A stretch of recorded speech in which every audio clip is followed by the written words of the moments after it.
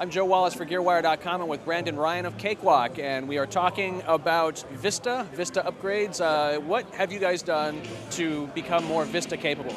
Well, we've worked really closely with Microsoft. Before we were working very closely with Intel and multi-processor support, multi-core.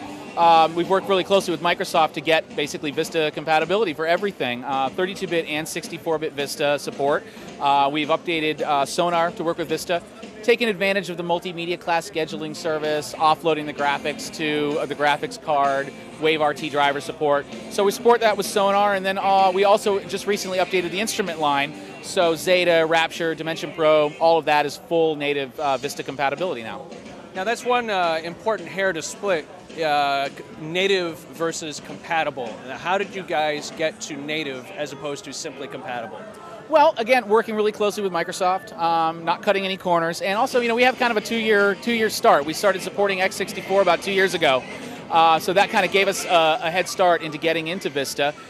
So, some of that work was really laid the groundwork for all of that, and just working really closely with Microsoft and having a really great engineering team. Now, Vista is a little controversial still. Native Instruments, for example, announced that at this stage in the game they're not going to support WaveRT. There are many other issues. Some of the early adopters are very frustrated. What was it like getting up to speed and just working out the bugs and getting to the point where you could actually be native in your programs? Well, there was a fair amount of work. I don't do the coding personally, but there was a fair amount of work and some growing pains along the way, and in some cases maybe still experiencing some. We're kind of trying to drag everybody kicking and screaming, but at this point I'm doing all my demonstrations under Vista, and it's working great. Personally, I've found it very easy to get into the operating system. The fact that all the graphics are offloaded to the graphics card, to me, makes a huge difference. So yeah, there were definitely some growing pains, but we have a good relationship with Microsoft, and we started on it a long time ago. So that's made things a lot easier. But there's definitely been a lot of engineering work. But we've basically been doing this over the past few years. We were ready for multi-core. We were ready for 64-bit. So getting into the Vista was just sort of a separate segment of things. But we're pretty much there now. Now, what advice do you have for people who they want to make the switch? They've either got to buy a new computer or they're going to update.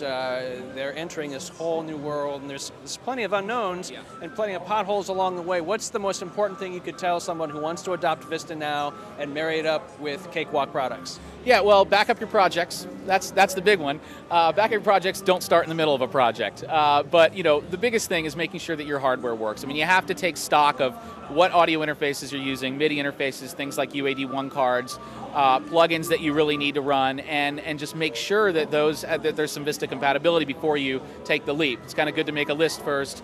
Make sure that you know that everything that you have to have is going to work under Vista. And then computer hardware compatibility. So there, I believe Microsoft has a way that can look at your computer and see how compatible you really are.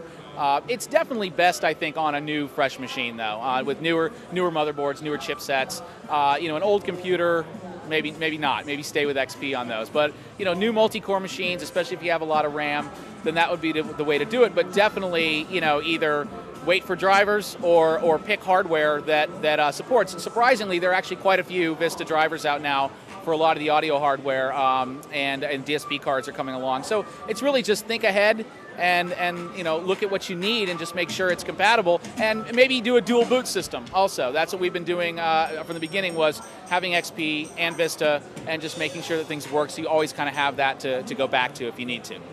Now, this is a frequently asked questions list type of question, but for someone who they're really just building a home studio in the last few years, they've got an older license, but they want to go to Vista.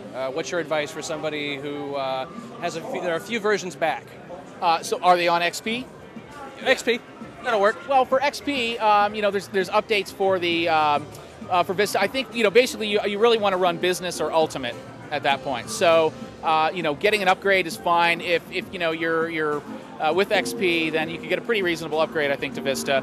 But the big thing with that is just making sure that you've got kind of all your ducks in a row with it, and you basically, there's so many flavors of Vista that you really need to make sure that you get. If you have multi-processors, you need to make sure that you're running either Vista Business, which I don't think can be bought in stores, or Vista Ultimate.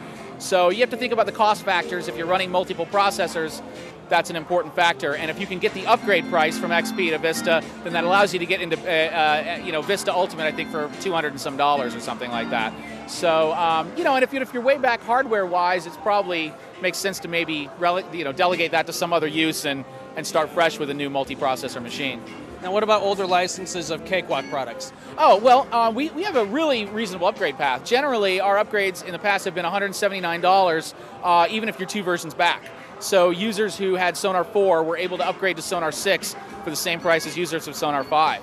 So unless you're on Sonar 3, you get the lowest upgrade price, but we'll upgrade you all the way back from Sonar 1 for a discount. I believe Sonar 1 or Sonar 2. So all you got to do is just get to 6. All the updates from there are free. So it may cost you a couple $100 if you're a few versions back, but we take care of our customers even if they don't upgrade every year with us.